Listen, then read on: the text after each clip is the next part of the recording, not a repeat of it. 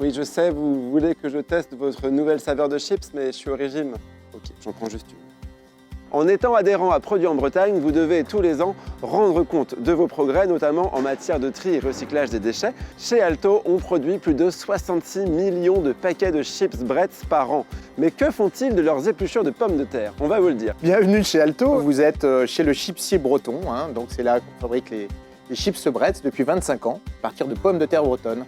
Nous sommes vendus dans toute la France. Bretz, c'est la 3e marque du marché actuellement. Les chips, ça produit évidemment des épluchures, mais est-ce que ça produit aussi d'autres déchets? On n'appelle pas ça des déchets, nous, on appelle ça des coproduits végétaux parce que nous les recyclons tous. Pour faire très simple, une chips, c'est une pomme de terre qui est pelée, tranchée, qui est frite et salée. Les coproduits viennent de tout ce processus-là. Alors, pour les chips moches, ça va partir en nutrition animale, alors les cochons adorent.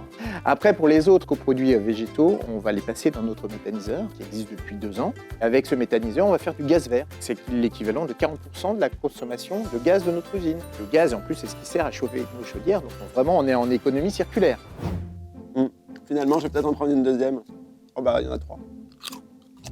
Bon, Laurent, concrètement, comment faire quand on a son entreprise et qu'on souhaite vraiment s'investir pour réduire ses déchets? C'est à la base, c'est réduire le volume de déchets.